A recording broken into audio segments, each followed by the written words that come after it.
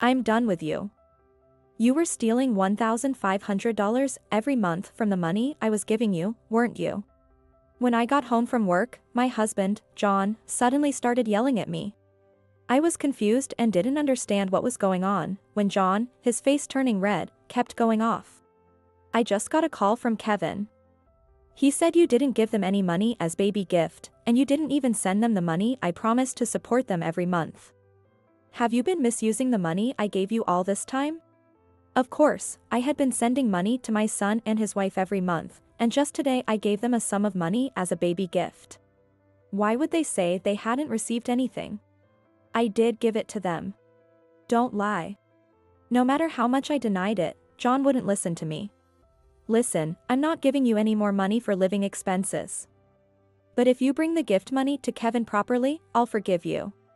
If not, I'll divorce you. Fine, let's divorce then. What? Ignoring John's surprise, I left the house. Up until now, I have been desperately working part-time to support my struggling family finances. Despite managing both living expenses and sending money to my son and his wife, being treated like a thief was more than I could bear.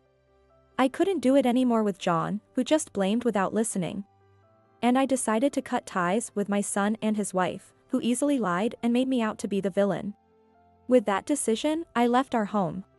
My name is Mary, I'm 52 years old. I work part-time at a grocery store. I got married at the age of 22 and had a child right away. John works in sales at a beverage company and is often home late, so all the housework and childcare were my responsibilities. While my friends around me were enjoying their free time, all I had to do was raise my child and do housework. There were days when I felt beaten down.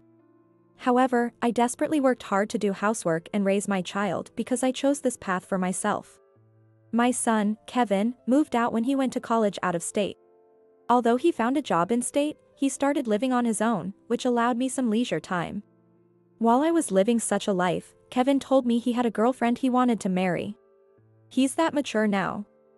I was deeply emotional and arranged to meet them at our home. On the day of the meeting, the woman he brought home was named Ava. She was very cheerful and laughed a lot. Kevin was smiling the whole time too. I was really happy that Kevin seemed to have found a wonderful partner. Both John and I wholeheartedly congratulated Kevin on his getting married. And things moved quickly, they got engaged and married. 6 months after their marriage, John and I were relaxing at home one weekend, when our son and his wife came to visit. Dad, I have a favor to ask you, could I ask you to send me some money every month?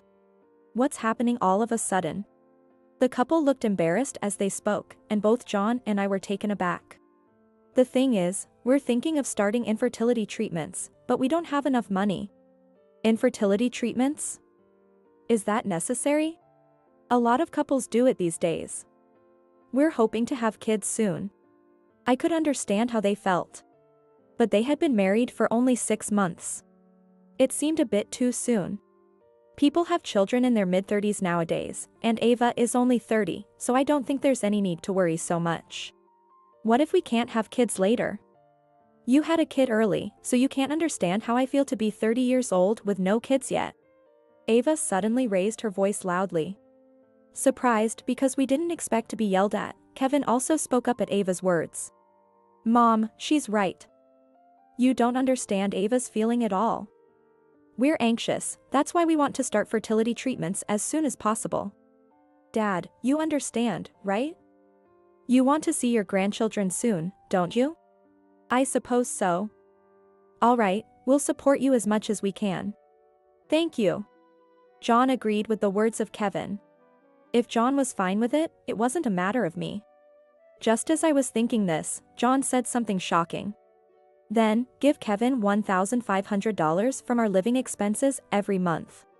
What? From the living expenses? That's impossible. John gave me $1,000 a month. From that, I had to pay the mortgage, John's car loan, and our living expenses. There's no way we could afford an additional $1,500 for their support. However, John glared at me sharply. What? Haven't you been saving any surplus from the living expenses? Don't tell me you've used it all up? That's not it. But there's no way we can afford it with the loan repayments. No surplus? Managing our finances is your job. You're really useless. It's all your wasteful spending that's making us short on money. I won't pay any more than this. John wouldn't listen at all and went back to his room. I couldn't believe it. It was hard to save even $1,000 monthly, and then we had to send money from our savings. But once John started talking, he didn't listen to anyone at all. I was stunned, but my son and his wife glanced at me and stood up. Then, Mom, please take care of it. Saying this with a smirk, the two of them left the house. Even if they asked me to take care of it, there was nothing I could do. I started working part-time at the local grocery store. Every day was a struggle with the new job, but I was desperate to manage both living expenses and the support for my son and his wife. And finally, by adding my own earnings, I managed to cover both living and support costs. Yet, as John regularly went out for drinks, claiming it was for networking and returned home late, my stress built up. Life would be so much easier with that money. Saying so only led to a fight. I had no choice but to persevere without relying on John. 6 months later, I unexpectedly ran into Kevin's childhood friend, Samantha, at work. Mary. Long time no see. Oh, Samantha. How have you been? As we exchanged greetings, Samantha smiled kindly. By the way, Kevin's doing really well, huh? Did he get a job at a great company? Kevin? He's working for a local company, just a regular guy. Really? I thought he was making good money since he's been on a lot of vacations abroad lately. Vacations abroad? I looked puzzled, and Samantha pulled out her phone. Yeah, you can see here. I was so jealous of all the pictures he had been posting on social media. Samantha showed me many photos that looked like they were taken at a luxury resort hotel abroad. The buildings and scenery around them in the photo were clearly not those of the States. There were many more photos on the site, and it looked like they had been to several countries in the past few months. There was no way they had the money to travel abroad, since they were saying they were short of money because of fertility treatments. Determined to find out the truth, I headed to my son and his wife's home. This social media account is yours, right? Why have you been traveling abroad? Where did the money come from? That. My son and his wife looked at each other uncomfortably. We just got lucky. We entered a sweepstake, never thought we'd actually win. Yes. Ava is just really lucky. Really? Isn't it strange to win so often? Not at all. It's really just luck. My son and his wife were clearly flustered. I couldn't help but think, are they just fooling around with the monthly support money? I see. How's the fertility treatment going? Oh, it's going well, of course. We really appreciate the help. Which clinic are you going to? It's the fertility clinic a little farther away, right? When I asked about the treatment, they fumbled and didn't provide any details. Normally, insurance would have covered some level of infertility treatment. Yet, do they really need $1,500 every month for that? I can't imagine what kind of treatments would cost that much. My doubts about my son and his wife only deepened. About a year later, my son and his wife finally had their first child. It was a beautiful baby girl, and both John and I were thrilled. However, John was too busy with work to visit the hospital. So I went to visit them alone and gave them a gift on the birth of their baby girl. I had to think about what we were giving them all by myself, and after much thought, I decided to give them a gift card. Considering the expenses they would face, a gift card would be practical. At the hospital, my son happily held the baby. Kevin, Ava, congratulations. Here's a little baby gift for all of you. Thank you. Is this a gift card? That really helps. How much is it for? It's $3,000. You can use some of it for your baby. $3,000? When I mentioned the amount, their faces fell. Is something wrong? No, it's nothing. The sudden coldness in my son and his wife's attitude was puzzling, but I had to head to my part-time job now. I wondered if I had somehow offended them as I left, feeling uneasy. When I got home, surprisingly, John was already there. And he started yelling right away. "Hey, I thought you went to see the baby today and gave them a baby gift." "Yes, I did." "Don't lie." I couldn't understand why John was so furious, and as he continued, his face turned red with anger. "I just got a call from Kevin. I heard that you didn't give him a baby gift, and you didn't send him money every month as well. You've been doing whatever you wanted with the money I've been giving you." "What are you talking about?" "I gave the gift and sent money to them. I'm disappointed in you. Stealing our son's money." He was crying that they felt uncertainty because they couldn't get the fertility treatments. "Aren't you ashamed as a parent?" "You know what, I did send the money." No matter what I said, John wouldn't believe me and just sighed. "Listen, I'm not giving you any more money for living expenses. But if you bring the gift money to Kevin properly, I'll forgive you. From your own hard-earned money. You understand?" John's words cooled my head instantly. Why does he only believe Kevin's side of the story? He was convinced that he was right, talking down to me. I was fed up with John's arrogance. And I wanted nothing to do with my son and his wife, who so easily lied and tried to belittle me. I stood up, resolute. "Understood. I'll leave." "What? You're leaving?" "Yes. I don't need your forgiveness." John was trembling as he spoke. "Do you even know what you're saying? I might as well divorce you." "Okay, let's divorce then." Grateful that John was willing to grant a divorce, I left the house. 2 weeks after moving out, John was calling me every few minutes after work. I was about to block his number when he called again, and I accidentally pressed the answer button. "Hello, do you need something? Please communicate through a lawyer about the divorce." "Wait. It's not about that. Mary, please, let's have a talk." "What are we talking about?" "I don't want to." As I was about to hang up, fearing that things would get complicated, John, sounding frantic, spoke from the other end.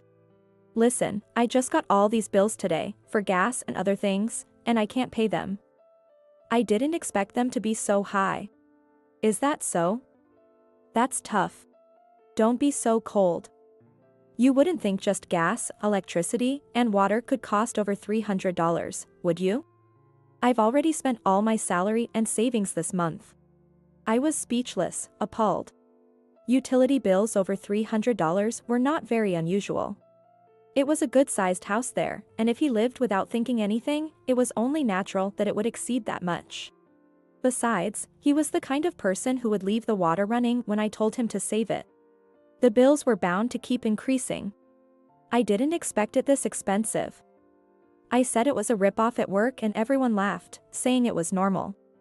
And I still have to make loan repayments. "How have you managed all this time?"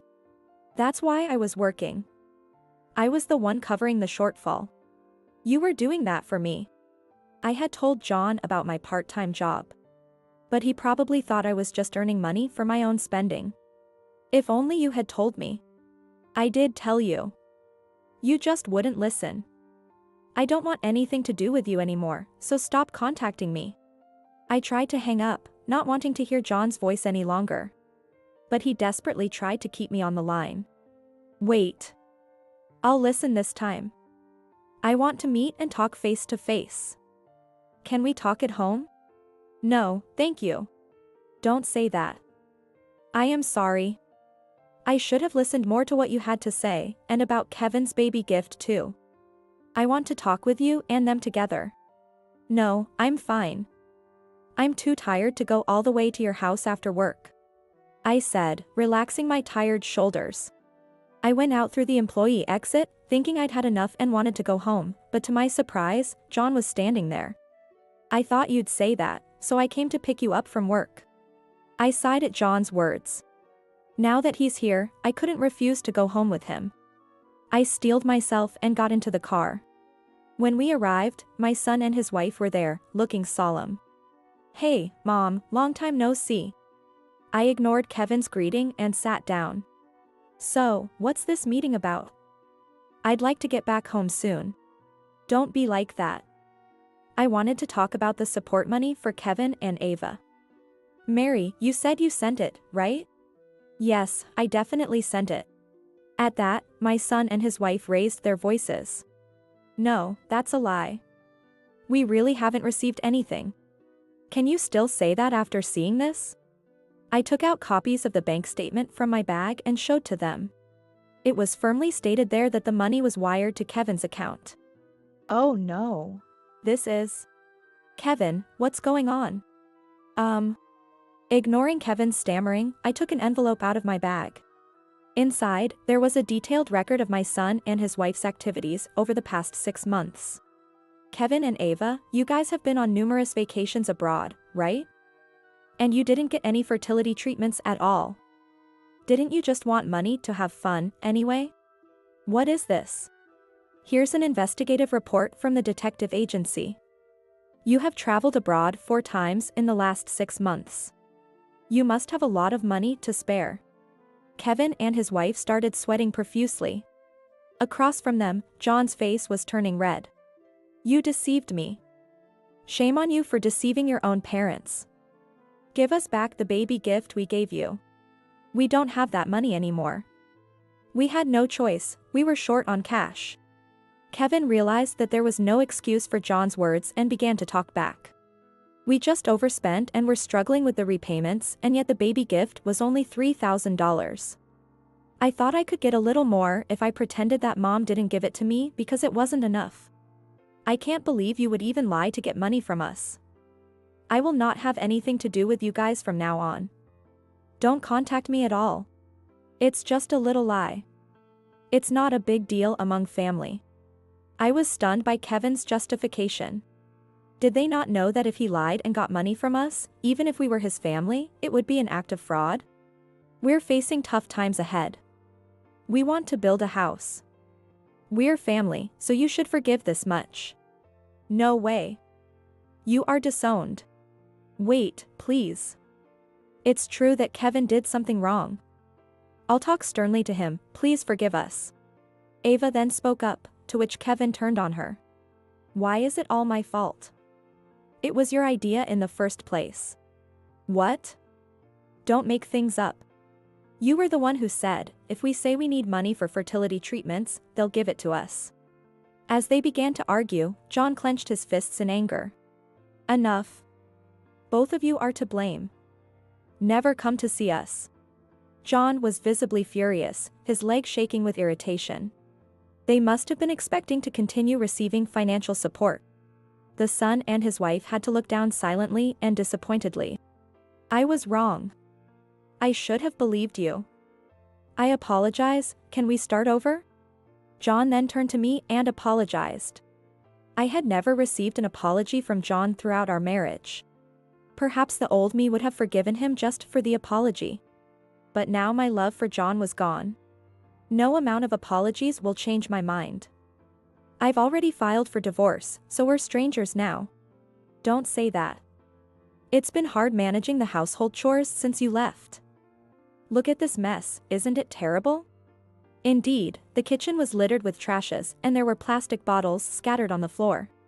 Drugstore bags were strewn everywhere, a stark contrast to how it was when I was around. And? You want to drag me back to take care of the house? I'm not a maid. Of course not. But I can't manage without you, Mary. All I could do was sigh at John for being so selfish. It seems I had always been just a convenient housekeeper to him. I can live without you. In fact, I can manage better on my own, I said confidently. But, if you're only working part-time, the income isn't that great, right? You might struggle, he replied, concerned. Living alone is far easier, actually. I don't need to pay rent since I live in my parents' home. Unfortunately. There's no benefit for me to continue living with you, so I'm leaving, I explained, making my stance clear. As I stood up, John grabbed my arm. Wait. I'm really in a tough spot. The gas and water have been shut off. I can't make it on my own. Why are you out of money? What did you spend it on? Since you left, I thought $500 was enough for living expenses, so I spent the rest on horse racing. At that, John hung his head in shame, and I was utterly dismayed. This was the result of doing whatever he wanted because he thought he would be able to save money on food and other living expenses with me gone. I had no obligation to help him. If it's really that tough, why don't you ask your own son for help? The bond between husband and wife may be severed. But the parent-child bond can't be, right? We don't have any money as well, it's impossible. It's exactly because I gave you the baby gift that I'm short on money now. Pay for these living expenses. I told you, no more baby gifts. I sided the argument between John and Kevin. Feeling that it was pointless to stay involved with these people, I left the house while they were still arguing. I blocked their calls and cut ties completely. Later, I heard that John, having had his utilities cut off and unable to manage on his own, moved in with Kevin's family.